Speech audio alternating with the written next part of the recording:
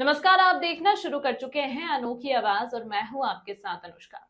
दिल्ली में विधानसभा चुनाव से पहले आम आदमी पार्टी और कांग्रेस के बीच तनातनी बढ़ गई है। आलम यह है कि आपने 24 घंटे की मोहलत देते हुए इंडिया गठबंधन से कांग्रेस को बाहर करने की मांग उठाने की बात कह दी है।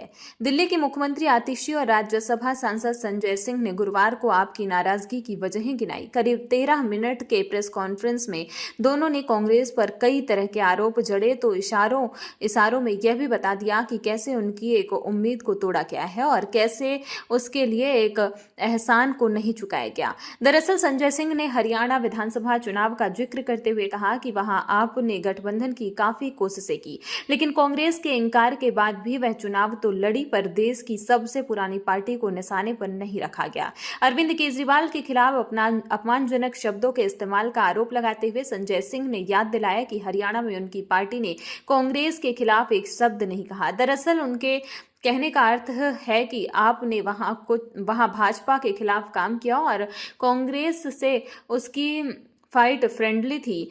यह अलग बात है कि दोनों ही के लिए ही वहां चुनावी नतीजे निराशाजनक रहे। हमें आधिकारिक सूत्रों से पता चला है कि कांग्रेस के जो प्रत्याशी हैं उनका चुनाव का खर्चा भारतीय जनता पार्टी से आ रहा है। भारतीय जनता पार्टी कांग्रेस के प्रत्याशियों की फंडिंग कर रही है। इसमें प्रमुख संदीप दीक्षित जी हैं, जिनको भारतीय जनता पार्टी से ऐसा सुनने में आया है कि फंड मिल रहा है। इनमें प्रमुख फरहाद सूरी हैं, जो जंगपुरा से चुनाव लड़ रहे हैं और सुनने में आया है कि उनको भारतीय जनता पार्टी से करोड़ों में फंड आ रहा है। आपने दिल्ली की जनता के सामने सरकार की हैसियत रखी और एक ही बात कहूँगा कि आपने कहा कोरोना, मैं एक बात कहता हूँ कि उनसे ना हो पाएगा। जब 11 साल में नहीं कर पाए तो अब क्या करेंगे? तो ये तो कांग्रेस ने ही किया है और कांग्रेस ही करेगी। भारतीय जनता पार्टी और आम आदमी पार्टी ब्लेम गेम, एक दूसरे पर आरोप प्रत्यारोप का गेम खेलते रहेंगे। नूरा कुश्ती लड़ेंगे, एलजी के दफ्तर में धरना देंगे, एलजी एसी चलवाकर उनको चाय पकौड़े और पनीर पकौड़े खिलवाएंगे और जनता को बताएंगे कि ये करने नहीं दे रहे।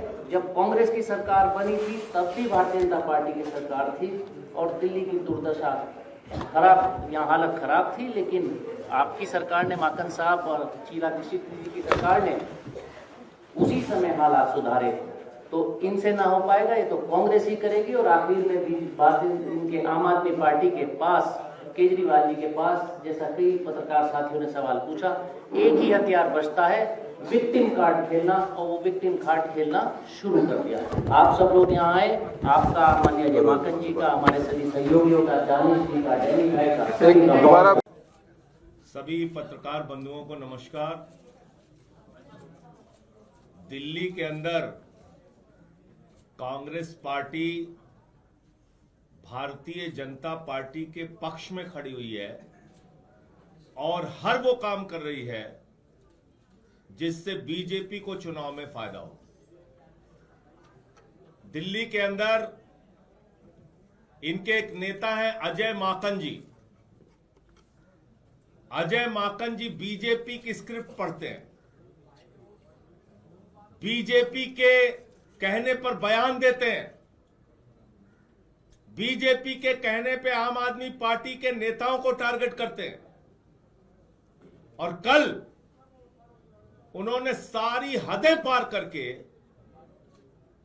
देश के लोकप्रिय नेता, दिल्ली के सबसे लोकप्रिय नेता अरविंद केजरीवाल जी, जो हमारी पार्टी के अगुवा हैं, उनको कह रहे हैं एंटी नेशनल है केजरीवाल। केजरीवाल अगर एंटी नेशनल है